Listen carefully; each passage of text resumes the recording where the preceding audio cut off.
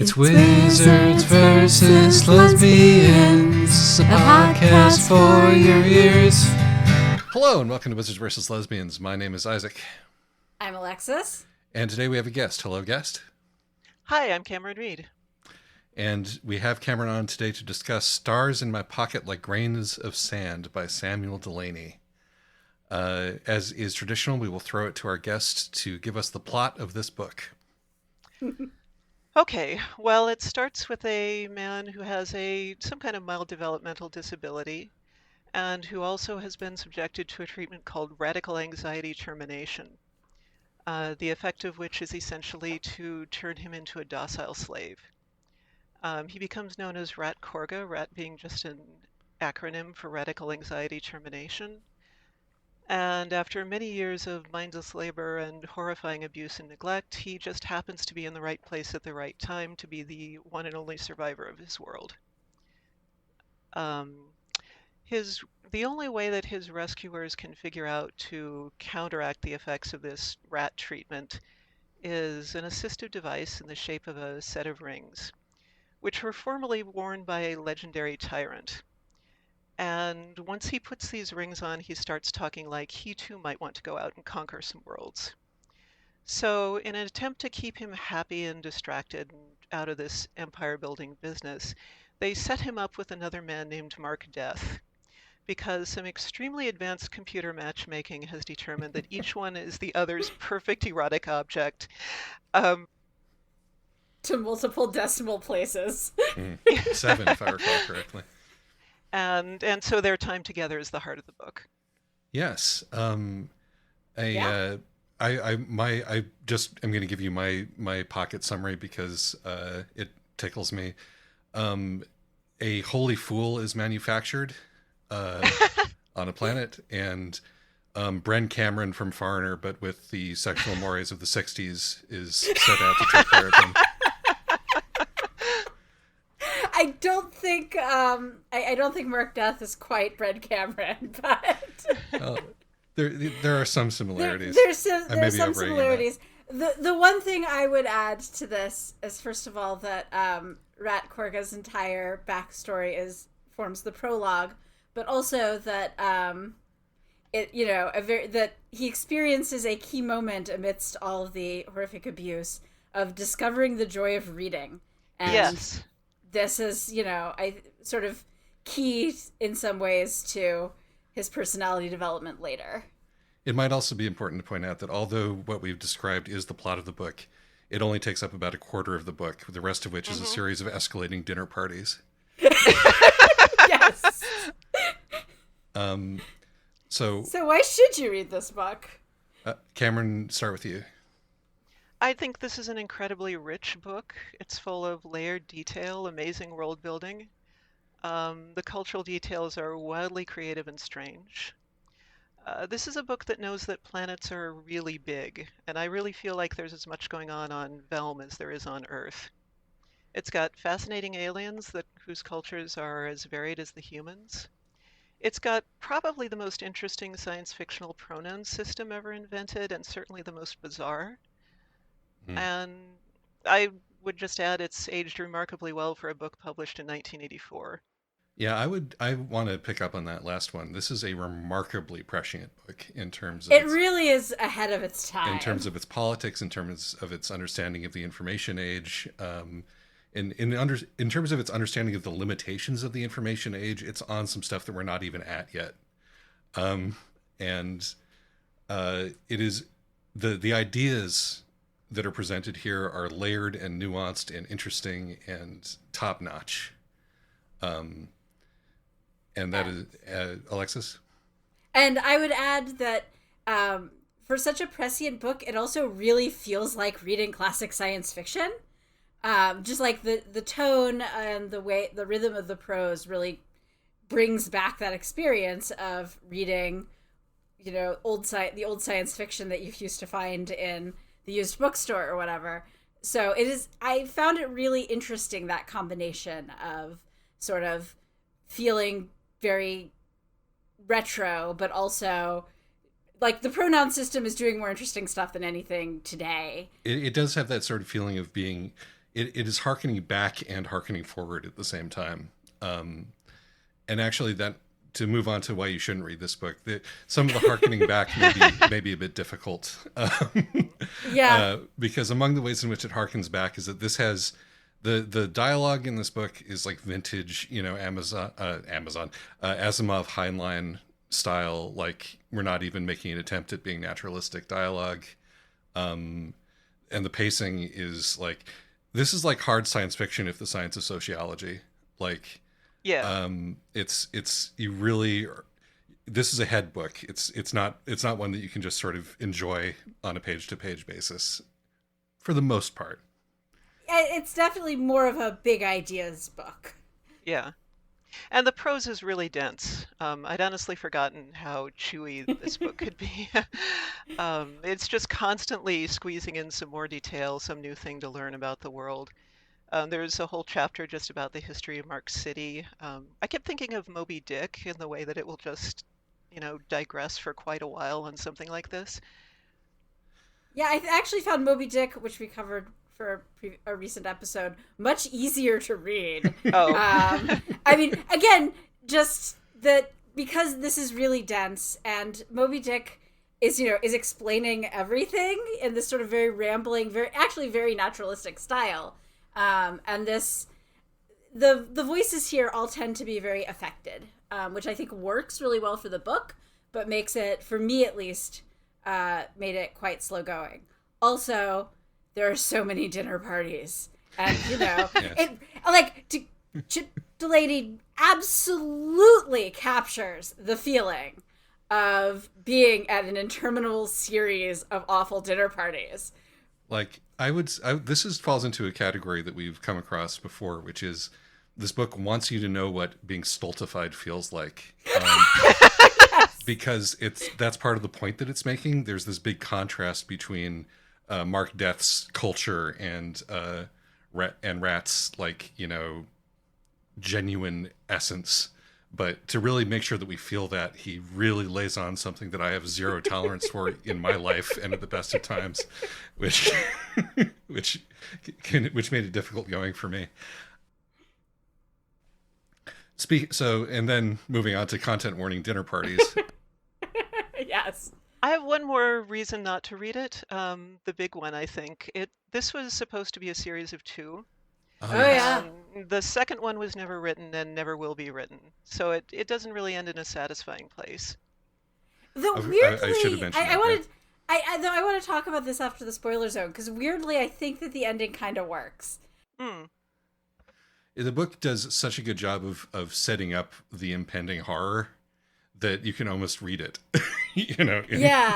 in what has already been established. But so content warnings, I will say something that we complain about sometimes on the podcast, and by we I mostly mean me, is that often when sexual assault happens, it is happening off screen to people we don't care about, and used mostly to sort of so you're supposed to think, oh, these people are bad, but also, the author sort of insulating you from any impact. And boy, this does not do that. Mm-hmm. This really, the various ways in which Korga is abused are shown, and they're shown in such a plain, matter of fact, this is just the way his life is, almost boring manner, that I think is really effectively horrifying. Yes. Some in-culture, as I said, some in-culture sexism, racism, homophobia, heightism. Also, like, I would say maybe some misogyny on the part of the text itself, depending on how you read it. And, mass murder. Yeah, essentially the genocide of an entire planet, and so forth. It's not an easy one. Not an easy one in any sense. No, I normally can read a podcast book over one Shabbos and still have time to read a couple others, and this one took me 3 Shabbatot because I needed to keep putting it aside and reading something lighter. All right, let's get into the discussion. Spoiler zone. Ladies and gentlemen, you are now entering the zone of spoileration. So you want to start with fingertips? Fingertips. Fingertips? Fingertips. Fingertips. Nails, chewed nails. Oh, nails, yes. Yeah. Hands, fingers, and fingertips. So like one of the major things that struck me about this book is its theory of information. It is very interested in what can be known and what it means that anything can be known. And like if the book has an internet called General Information, GI, which is, man, just really appropriate right now, which goes directly into your brain. And incidentally, the people who are in charge of the internet are also the cops of the universe, which I think is a nice touch. It's never really specified, but that's what they are. Right, because and they're monitoring what you're looking up. Right. Yeah. They're in a position to know what your, ideal sexual object is within 7 decimal places. And nobody finds this horrifying in the universe. Mark is a little bit put off, but... No, but that's actually... There's the great moment that, Mark's brief flashback where he's talking, where the cop is asking him, his cop buddy is asking him about his sexual preferences. And he's like, oh, just go fucking look it up. Right. And it's not even the cop. Like, I think anybody can do that. I don't even think it's because this person is an internet cop. I think, like, anyone can just go look up your sexual compatibility. Anybody who's on a GI world, at least. Yes. So the question is, okay, so all of this information is present and available to everybody. It's like a DNI on steroids. By this, they mean Director of National Intelligence, not do not intubate. So what does this mean? If everything is knowable, then does that mean that nothing's knowable? And what Mark thinks, at least, and I think that one of the things that the book is positing is that there is one thing that is very knowable, that I know to be true and that I know to be important, even after my connection to my culture has been severed, even after like I've been turned into just sort of one node on an information web by all of this context. I still know that I am really into chewed fingernails. And also claws of a certain kind. Strong claws, Yes. I think he says. I think that it's not an accident that the things that Mark are attracted to are all labor coded, He's into stuff that like a strong working man / dragon man / woman / dragon woman. These terms are we'll get into that in a second. So it actually, one way in which the book is a little bit retro compared to the stuff that's coming out today is that despite the fact that there's this fairly sophisticated gender system, there's also a separate system that's, as far as I can tell, genitals based. Yes. And this doesn't affect your pronouns, but, because... It is immutable under the rubric of this book. It is immutable because it is important that both Korga and Mark would also be considered gay men today. Yes. Yeah, I actually think that the pronoun system really isn't so much about gender. I think this book is doing something very different from, say, Lecky. I think they've just quit referencing gender in their pronoun system and instead are referencing desire. And that I think gender hasn't really changed very much. I didn't entirely understand if this was a thing with Mark specifically or with all of his world, but it is certain that when Mark switches to he with somebody, it is, I want to specifically I want to be fucked by this person, therefore this person is he. That's textual, that's that you he somebody if you are attracted to them and you she everybody else. Cameron, I'm actually going to disagree with you slightly that this isn't about gender, because it's still very much about social positioning. And because, the way that it is a little bit similar to and stuff is that you actually don't always know what kind of genitals somebody has based on their pronouns, because everybody gets she'd, and you don't necessarily, which also means, because Mark only comments on this if he's potentially attracted to somebody. So there's a lot of characters who we don't know, like, you know, how we would gender them today. He does like to point out when human females are naked. In this world it's normal, but he points it out anyway, possibly because it puts him off, possibly because this is classic science fiction, where it's important to describe at least a few breasts. Right, but that's its effect on us, as opposed to how it functions within the culture. Right, but it means that we can't necessarily read. We don't actually have. I don't think that we can have a good read on how gender works, especially not for the humans, because we don't know. Like, are there what are the gender norms that people can transgress? The only thing we know is that if you can show up, that if you hang out in the cruising park for people who aren't attracted to your set of genitals or other preferences, then that's considered, you know, pretty gauche. But right. But, you know, because since we don't know how people can violate their gender systems or, you know, fight against them, it's hard to really say that we know what the gender system is. Yeah, I found myself wondering if there was any patriarchy on Velm, and it's very hard to tell. Right. Right, which is that's kind of my point. Even though the names that are used among the humans are, it's a mixture of like what we would consider gender appropriate names and gender non-appropriate names. In those cases where we do learn the person's biological gender, all of the sort of the big, you know, sort of meaty family head kind of people have big meaty family head kind of male names. So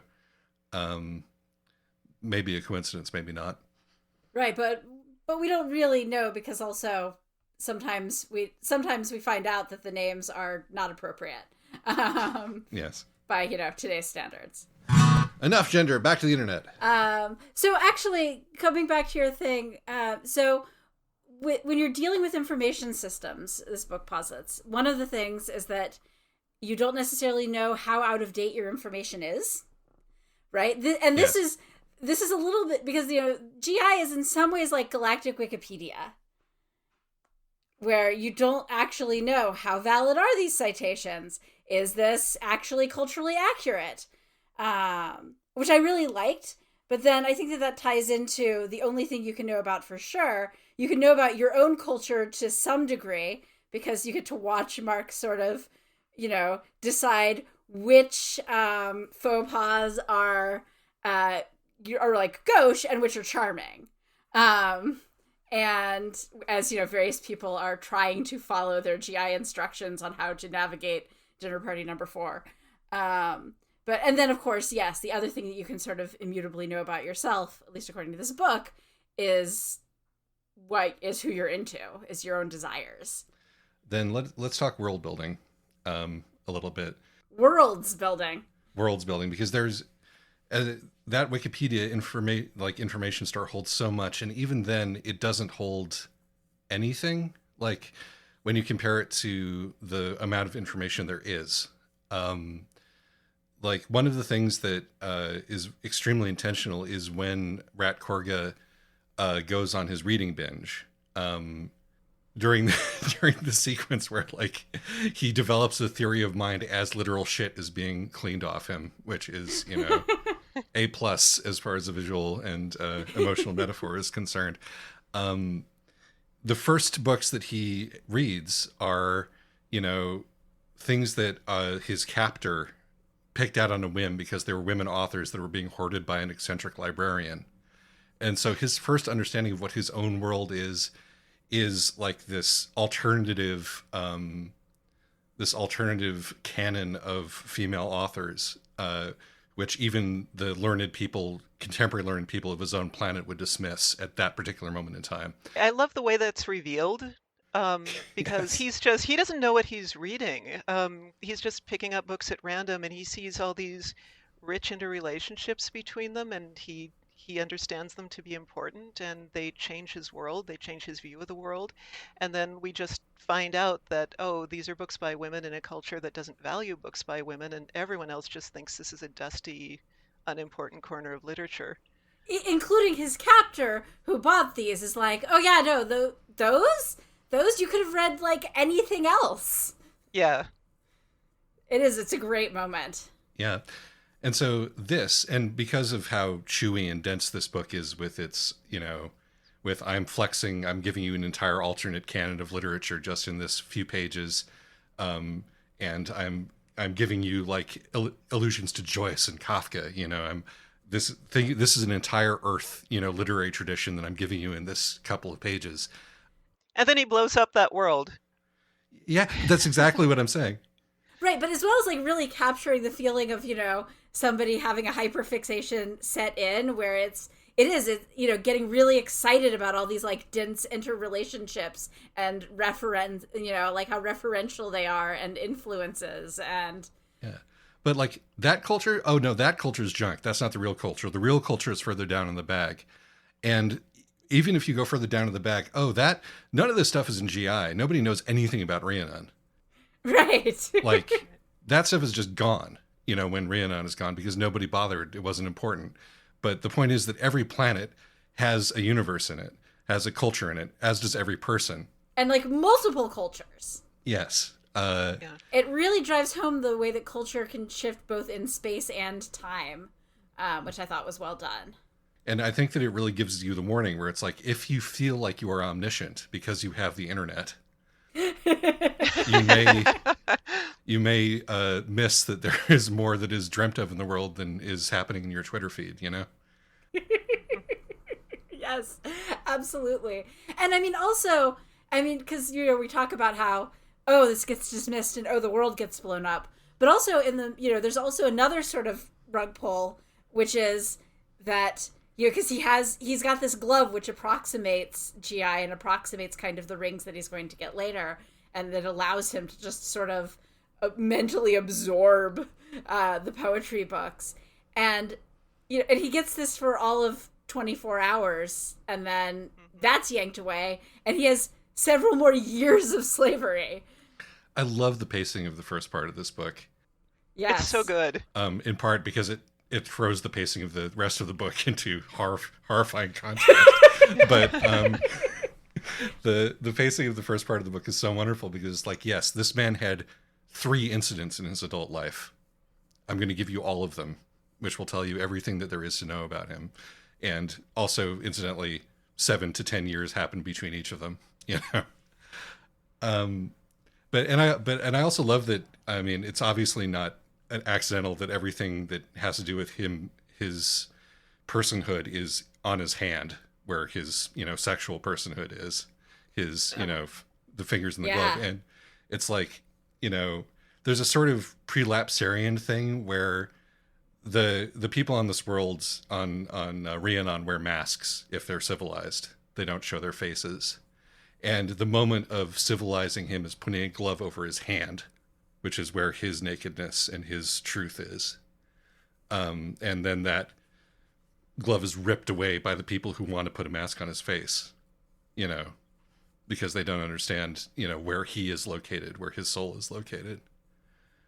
Well, I don't think they actually do want to put a mask on his face. He doesn't get a mask. Well, one of the dudes in the car wants to put a mask on his face because he's from one of the less brutal parts of this world, and so it wigs him out that the slave isn't wearing clothes, basically. Yes. Incidentally, I wonder if Bauer Cormorant author has read this book, but who knows? So actually, that's another good point. Is that because this zeitgeisty micro genre that we call Wizards versus Lesbians, and some people call lesbian space atrocities. And it is also sometimes referred to as Glove Kink Cinematic Universe. So you can absolutely think of this as, truly ahead of its time in that way as well. Yes, where the locus of eroticism is in the hands and the feet, not in the head and the heart. So I just like fun stuff with symbols on top of symbols on top of symbols. Yeah. And then the world gets blown up, and we change perspectives. So I want to talk about one of my favorite little sequences that happen after the world is blown up. Because this is after a very long build-up. Mark and Korga have met and like have of course immediately had an enormous amount of sex because they're physically compatible in a 7 decimal places. But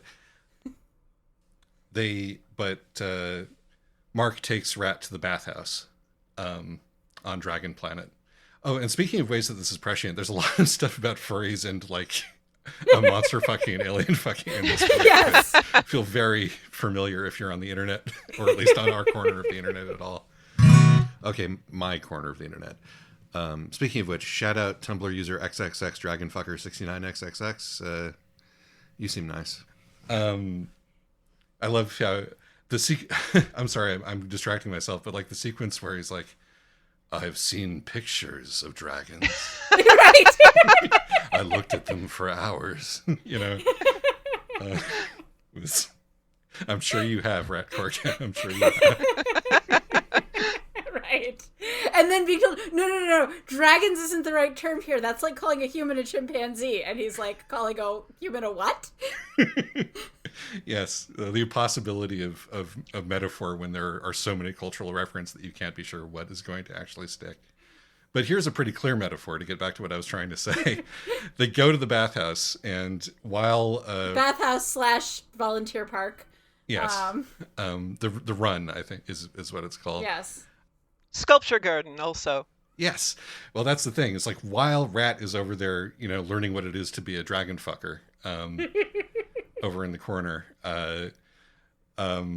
Mark is looking at these statues, and it's like, oh man, the creator, the sculpture of this is doing something like really interesting because it's mostly hyper realistic, but there's like these little elements that are off, which are meant to show you that there's something deeper going on. So it's like you really have to focus and concentrate, you know, and like really think your way into the levels of meaning and symbolism here as he looks at the statue that the author, I mean sculptor, you know, put these little hints in. Meanwhile, what's really important, the fucking is going on behind his back. And what brings these two things together is him comparing the black testicles of the statue to the black eyes of his beloved. That's right. I forgot that. Applause. Round of applause, Samuel. I feel like I know what you're putting down. And I will, you know, for all that we've, you and I complained, Isaac, that the voices are not very natural, but the first person narration, while still having that sort of stilted Asimov-y tone to it, is still very much develops a personality. Yes. No. It's just everyone else kind of blurs. Everybody except for Mark and Korga kind of blur together. But that kind of works. Well, and the Evelmy too, I would say they have a different style. That's true, but all the Evelmy kind of blur together with each other. I mean, kind of. I feel like Satine has her own voice. That's her. Satine has her own voice, and honestly, I think they have more distinct voices than the humans do, which may again that show is like fair, yes. where the interest / erotic interest of the authorial perspective is located. But yes, no. Both erotic interest and also family relationships. Like, you know, this is because one of the fun things here is that this is a family largely by adoption. That's, you know, very consciously made itself into a mixed human alien family. And it's clear, and, you know, Mark has a gajillion moms. I couldn't keep track of them all. But it's clear that Mark gets along best with his Evelmy moms and aunts and great grandmothers and stuff. That, like, you know, he's their favorite. I think that there's a certain contemptuousness in the way that, or not maybe contemptuousness, but callousness in the way that Mark approaches his job one of being a diplomat, where he tends to flatten out, you know, while at the same time like being sort of very sort of Bren Cameron-y about, oh, you must understand all of the like the details and all of the nuances of exactly how insulting this insulting thing is supposed to be. He's also just like, I'm really not super interested in any of you people, like, except of course for Rat, which is, his whole speech at the end is about is like, this is the only real thing in my world that you just took away from me. That's another thing that the pronoun system does, I think. There's chapter after chapter of just she, and then suddenly we see Korga, who is not even named, but suddenly there's that he and it feels really momentous and like, oh, this is the real person and everybody else is just NPCs. Especially because the only other he we've gotten in this section turns out to be a psychopath and gets she'd very quickly Yes. upon that revelation. The mad assassins in this book unusually aren't connected to much, which is a shame, 'cause they're fun. In a Hunter x Hunter anime way, they're kind of the monsters of the day. I think they were meant to play a bigger role in the sequel, which is a shame. This is what I was talking about earlier when I intimated, like, I think that there is a smattering of not intended necessarily misogyny in the text, and part of it is how, anybody that Mark is actually interested in as a human being becomes a he. Mm-hmm.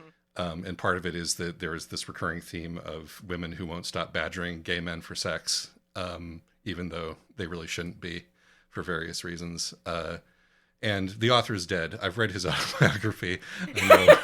I know some things about his history, but the author is dead. The author is dead. In the Barthstein sense. And how he feels about longshoremen and chewed nails is entirely outside the point. But yeah, no, I think that you're correct about that. That there's a sort of sunburst of meaning, and it is very much he coded. Yeah, and unfortunately, I think you're right that there's a kind of misogyny in there. I'm not sure how much of it is well, nothing is from the author because the author is dead, but some of it may just be a side effect of this otherwise interesting pronoun system too.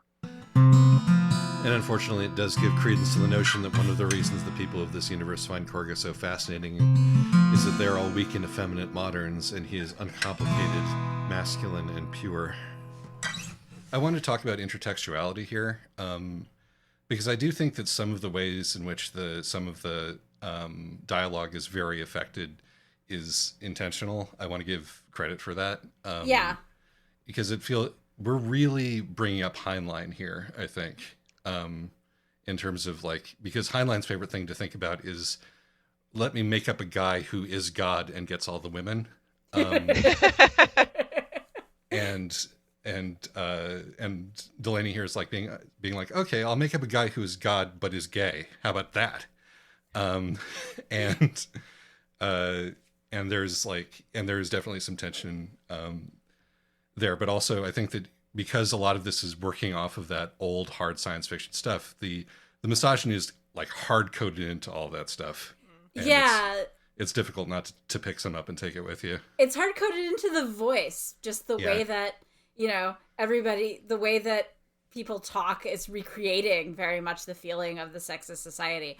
This is actually something where in some ways the book sort of prescient feeling works against it, I think, because it is easy to forget that, it is easy to forget that this book is from the early 80s. Making it very clear that the protagonist is a man and all of his objects of erotic interest are also men is a much bigger deal for the era that this book came out than it is for, a book to be released today. And which also means that some of the incidental feelings of misogyny are, a little, even though I, as you know, really harsh on misogyny in books, I'm slightly more forgiving because some of this is in the service of really sort of coming out swinging for, no, this protagonist is a gay man. Yes. And so let's talk about the sort of the other aspects of the ways in which people keep taking a pass at Rat Korga, or become nationally and culturally obsessed with him overnight. Which is, I think a lot of it is racially coded. Oh, absolutely. And I mean, obviously Rat Korga was a slave. And and he is being fetishized in so many different ways over the course of this narrative, by everybody, including his lover, obviously. Yes. And the fact that his lover is fetishizing him in a way that he likes or that suits him, does not change the fact that it is fetishization, because Rat Korga, there's not a whole lot of interiority to Rat Korga that he himself or the rest of the world knows about. We don't get to see inside his head when he has the rings, which is another really interesting choice, right? We get to see inside his head when he gets the glove, but we don't actually know. And so, including like Mark is reading all of this sort of very muted emotional reactions, being like, "Oh yes," and this is his non-expression that I would later learn was a smile, and it's like, is it? Is it actually a smile? Is this just a story you're telling yourself, or are you paying such close attention to him that you are picking these things up? Yes, exactly. So everybody, including Mark, is projecting what they want on this man who is Jesus, and the very specific way in which people are literally take a tissue sample so that they can eat of his flesh. Yes. Oh God. Yes, they do. That's an amazing scene. And Mark is like, that's impolite. Right, like it's just like, and I'm just like, I've always known that this person was a little extra, but I didn't realize how offensive it could be until she's doing it to my perfect erotic object. And the way that this cult around Rat escalates so quickly. I mean, I think the whole time that they're together is only like 36 hours or something. It's really scary and it's effective, I think. Yeah. Oh, it's my favorite part of the last half of the book by a good margin. Yeah, I feel like the book kind of drags in the middle for reasons good and justifiable and not so justifiable. But once that that later sequence, once the cult is just starting, people just start following them. Everything from then on is really gripping. Yeah, and I think there's so much to his being their object of fascination. I mean, you have like on the basic level, here's a celebrity cultural metaphor, and here's a sex metaphor, and here's, in case you didn't get the image, here's the Jesus metaphor with a piece of his flesh. And I think it is about Christianity to a certain extent, but it's also about what it means to be the one who got out. Because I think that, like, if you are the one who brought up in crushing poverty, and then, like, due to some shenanigans with a glove and some books, you turned from being a illiterate slave to James Baldwin in like a week, and then that all got taken away from you again. Like, when you go to the dinner parties with the liberals, and they're gonna see, oh, you have solved the problem. You've solved the race problem. You solved the politics problem because you got out, and you escaped the inevitable cultural apocalypse that we can see coming at us. How did you do it? Let me touch you.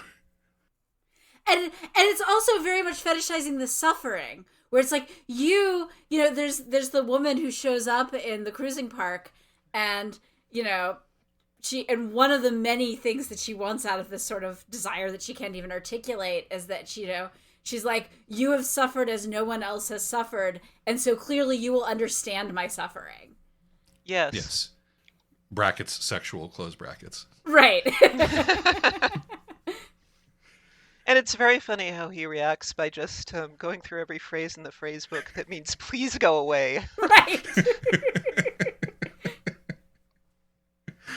I'm going to insult it. I'm going to start a jingle of like going through like 15 languages. Being like, please leave me alone.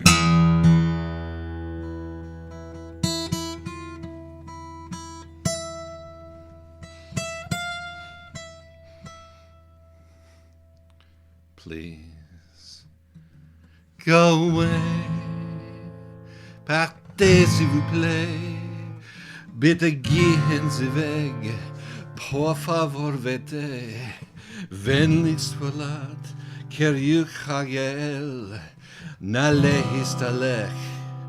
Sollt keine weg. Tachi sate kure. Pak halofie.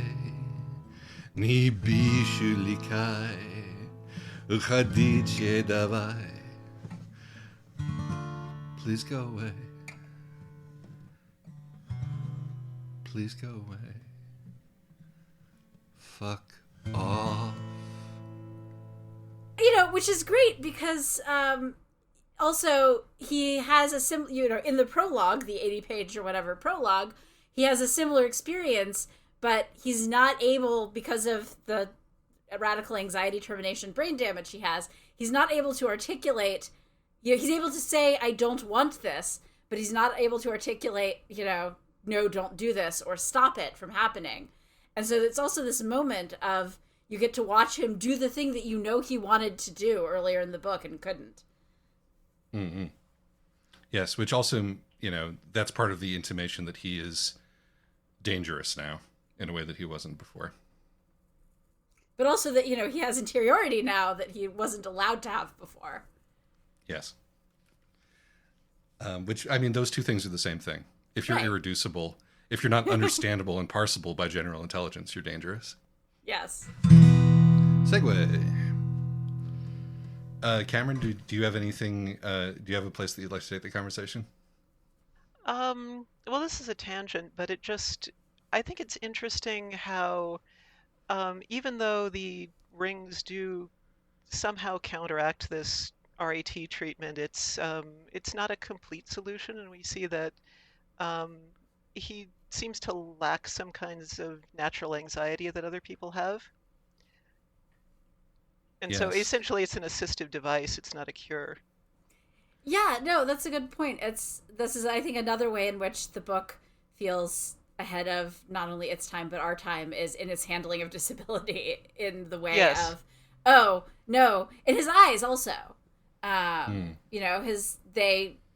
They're able to replace his eyes with prosthetics, but there's things about the prosthetics that are weird and othering. Yeah, he bears the marks he's borne the marks since he was a child, like the acne that pits his face, even the first time we meet him, it's like the first thing that we see and are told about him. Which is another thing that Mark fetishizes. Yes.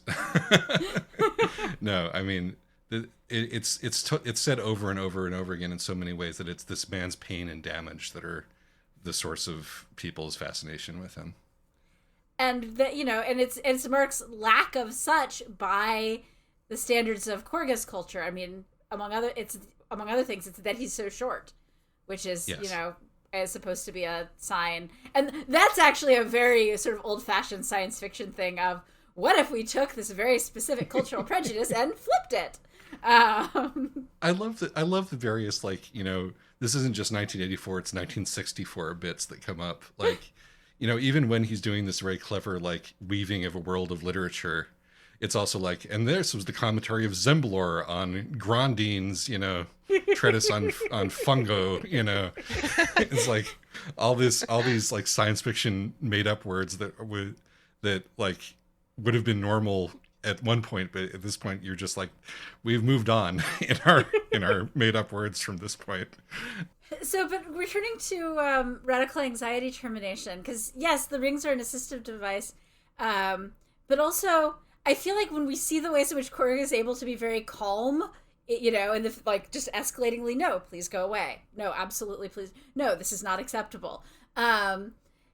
You can almost understand, because one of the things that we learn about Korgus Planet is that occasionally rich people get this specific, brain damage done to them when they're just fed up with everything. Originally, apparently, it was something that artists did. Right! To deal with, their artistic anxieties. And then the argument for why this should be opened up to the destitute was that, well, shouldn't they have access to this wonderful thing that artists do all the time? The reference is to lobotomization, right? I think so, yeah. Yeah. And the sort of, this is invented as a therapy for mental illness, and then and sort of quickly became something that we do if somebody is a little bit of a problem. I think it can also work for electroshock therapy, which, is still used sometimes on people who can't consent. Yes. No, the very, very astute and and damning observations about the way that mental illness is still treated, and really the way that anxiety is still treated. There's a lot of the sort of the thing that everybody's afraid of in this universe is cultural collapse. That's what like the family and the sign are fighting over, i.e. the US and the USSR are fighting over. Yes, this is the way in which the book is very 80s, is that everyone is worried that the fighting between these two great factions will eventually lead to a nuclear holocaust. Yes. They have different ways of, they have different, scriptures for how to deal with cultural collapse, which is basically like the descent of an entire culture into ennui, as far as I can tell. No, it's not ennui. It's very specifically because one of the mysteries that isn't solved about Korga's planet is, did it fall to an alien invasion or did it fall to cultural fugue? Cultural fugue is in fact nuclear global. war. You're right. Yeah, it's a planet destroying global war, like all consuming war. But you have to. I think that the discussion of anxiety is related to this discussion. Is why I brought it. Is what I was trying to get at. Is that like the idea that it's the fear more than anything else that causes this to go over the line. But yeah, no, it is in that sense very very 80s. Very Cold War, but it's also, and I think that the fear is also one of the things that drives this horrible obsession with Korga, where everyone starts mobbing him. Yeah, he's not afraid. Well, he's not afraid, and he survived their worst fear. He's a symbol that the thing that they're afraid of might be survivable. The appeal to dictatorship in the face of uncertainty. Segue to prevent this from devolving into satire. Oh, so let's talk about the family friends. Oh yeah, let's do. Oh.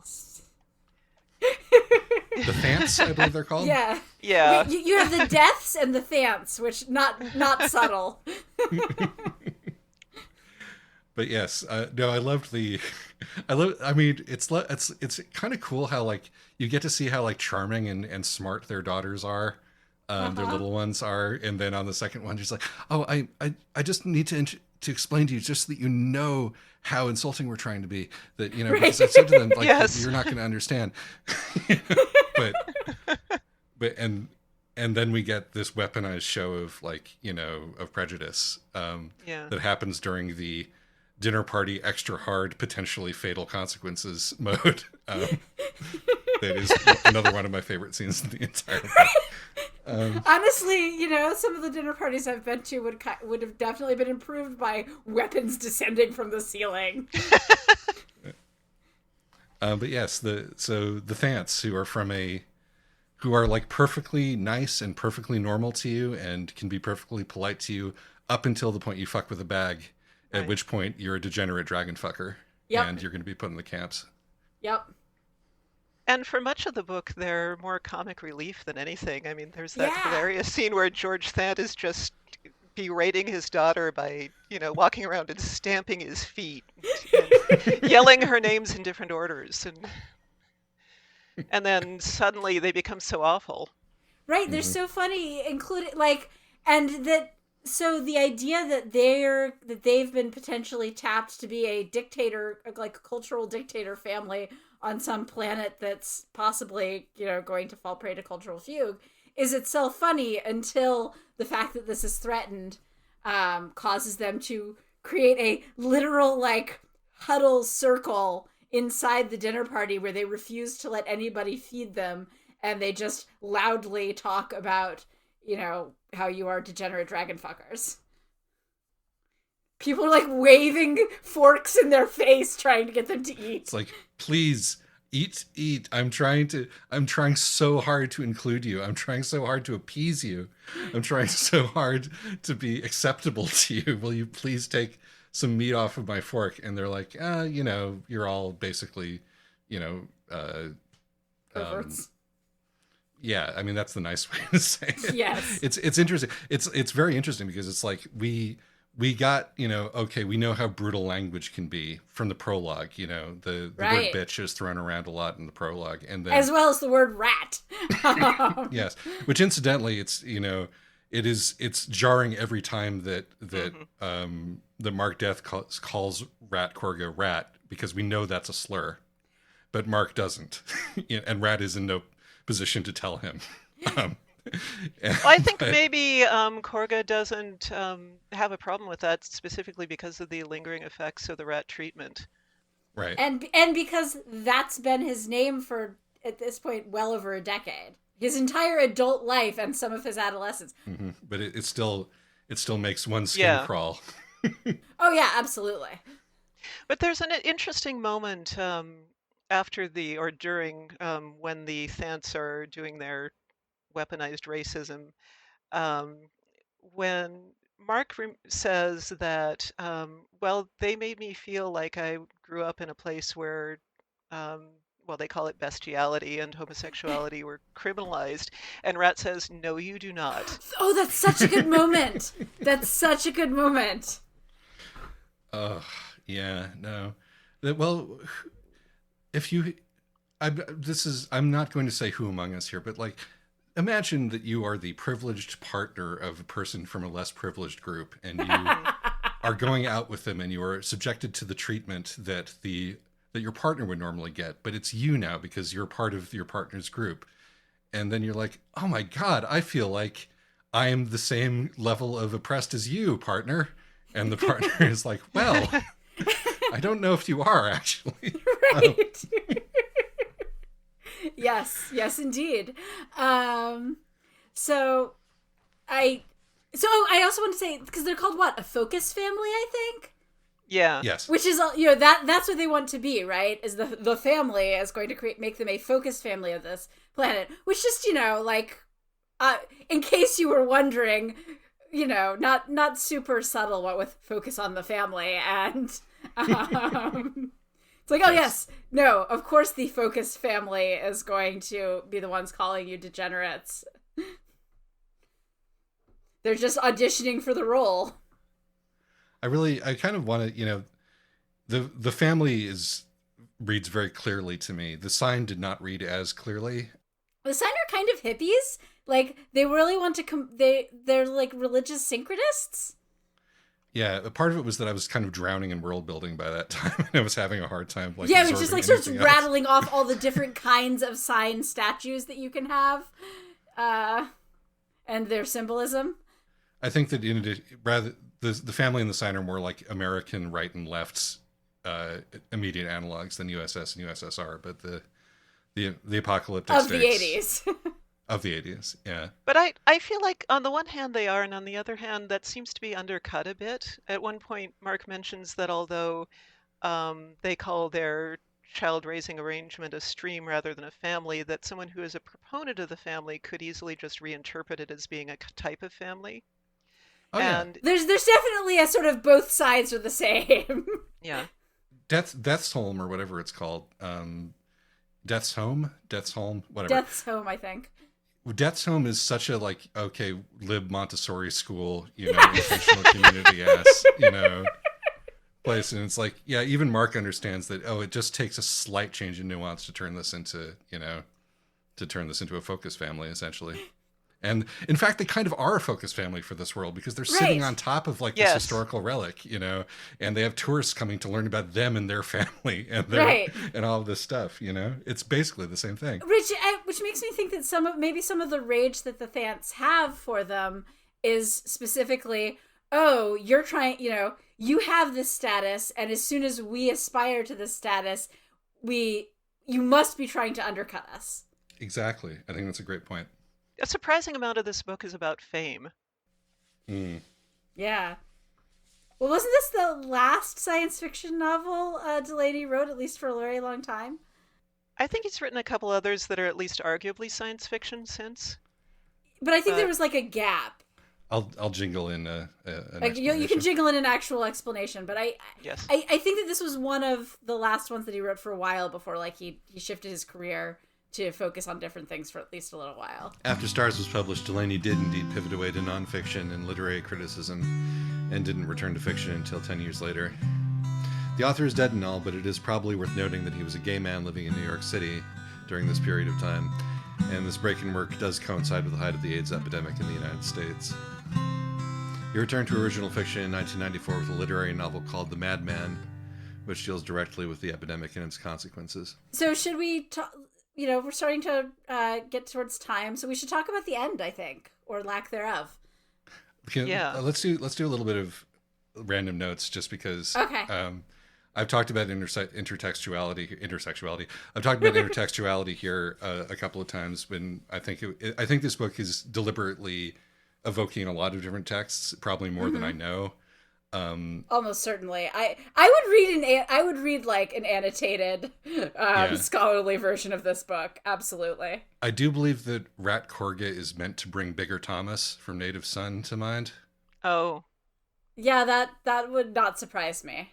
He's definitely that kind of character. Trying to delve into what this sort of primordial force that sort of Richard Wright was trying to invoke in that. Actually, some of the monologuing in his section about like, what culture is and how we should be treating this really reminded me of Native Son. So.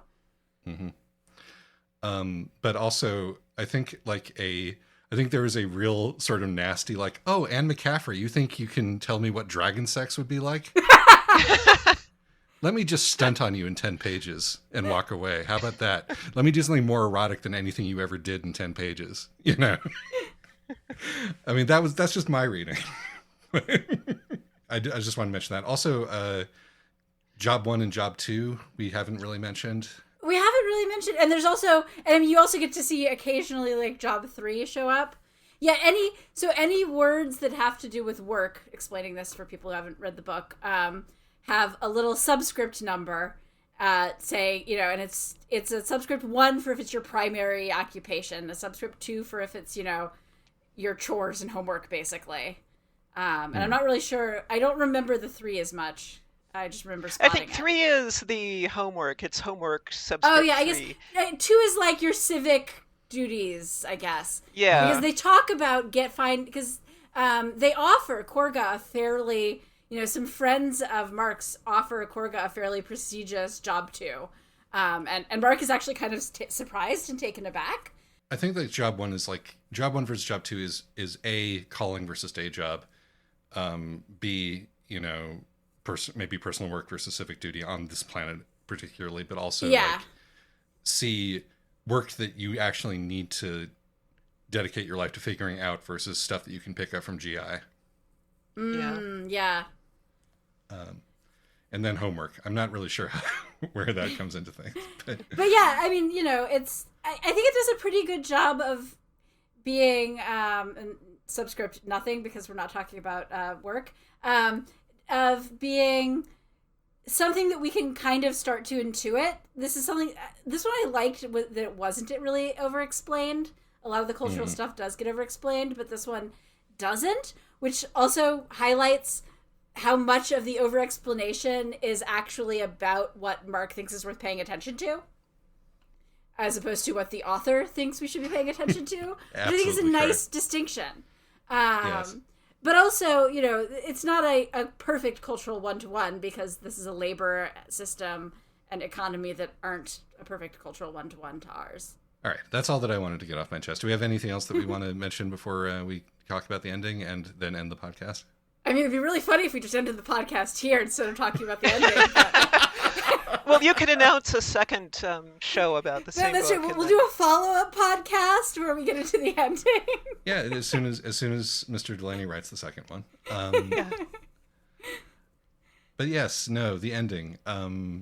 We get I'm sorry. We get what I think of as the Stuart Little ending. Because it had a profound effect on me when I was a small child, that the ending of Stuart Little was the perfect object of Stuart's desire, the bird Margalo being taken away from him, and that was the end of the book. Yes. And he had to set out and find it, and find her after that. But take it away. I've actually have little to say about it beyond that. So my take on the ending is that was that it, like I said, it actually worked for me. I think partly because I didn't need, because actually this book sort of creates so much distance between you and the characters. I wasn't expecting there to be a happy ending. Like there's no way this can end well. And so it was okay that it ends horribly, and that it ends with this also kind of Native Son-esque, this grand speech that's supposed, monologue that's supposed to be sort of appealing to a shared humanity, and it goes nowhere. Right, because all it does is circle back and insist on the truth and the primacy of his fetish, which, again, I don't think the author disagrees with, but it's also, by its nature, not something that can be communicated. Right, and the internet cop friend, tries by saying, oh, so you're in love with him, as trying to, make this make sense, and he's like, no, obviously not, it's been 36 hours. Yeah, no, it's something else. And it's something axiomatic, It's something self-evident to me and never to you, which is sort of an anathema to the GI, way of construing the world.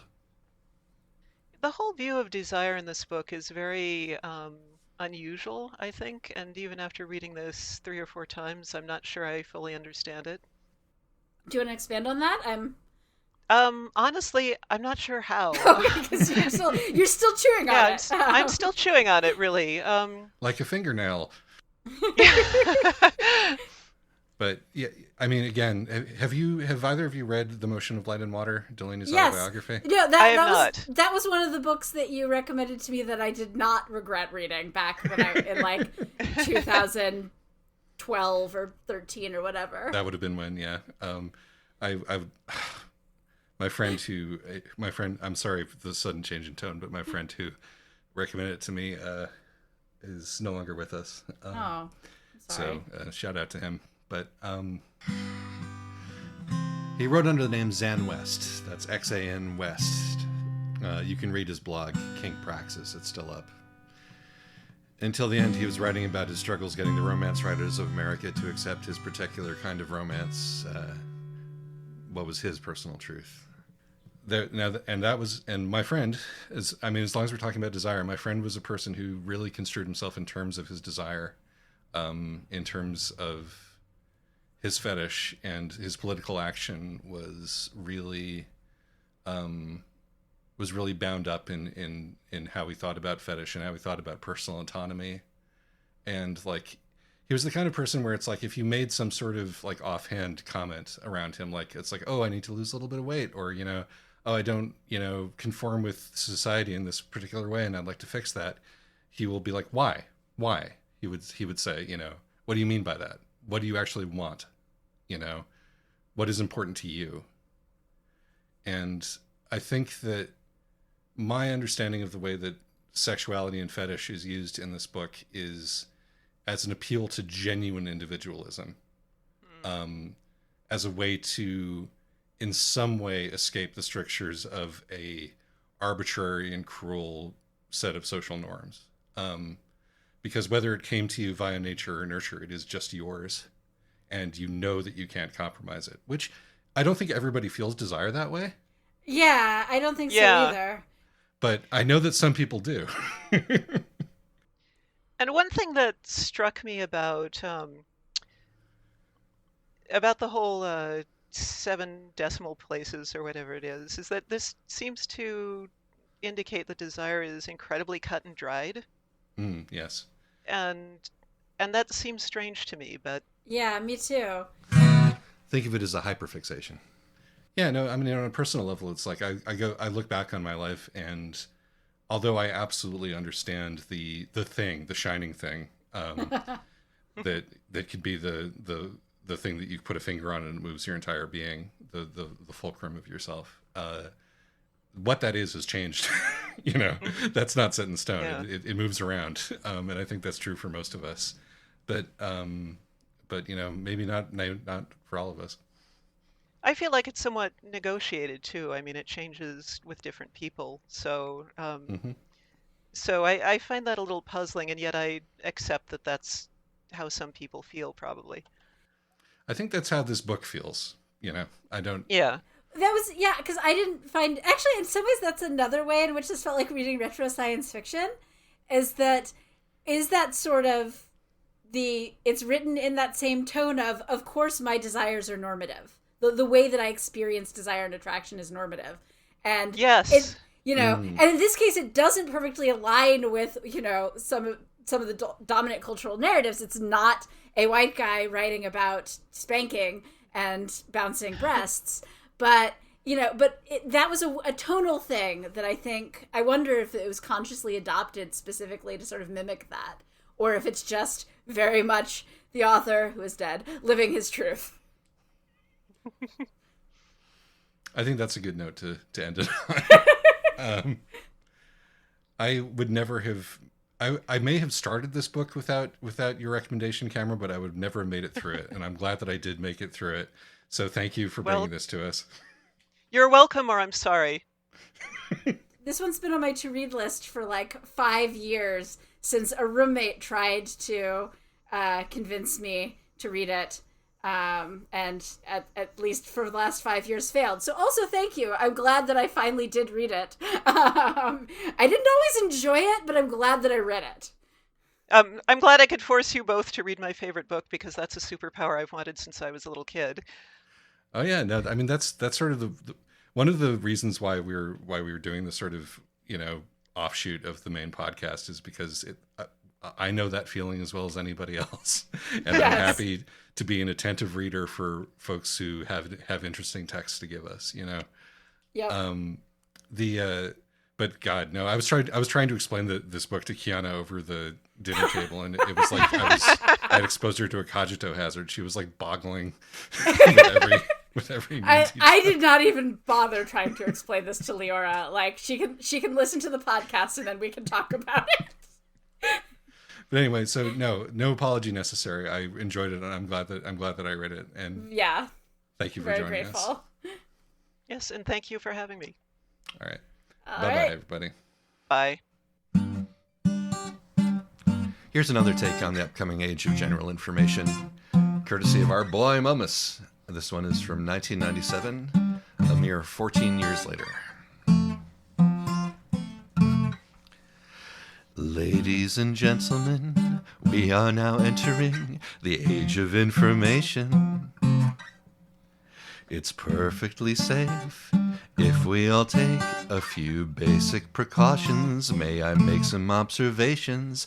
Axiom 1, for the world we've begun, your reputation used to depend on what you concealed. Now it depends on what you reveal. The age of secretive mandarins who creep on heels of tact is dead. We're all players now in the great game of fact instead. So since you can't keep your cards to your chest, I suggest you think a few moves ahead, as one does when playing a game of chess.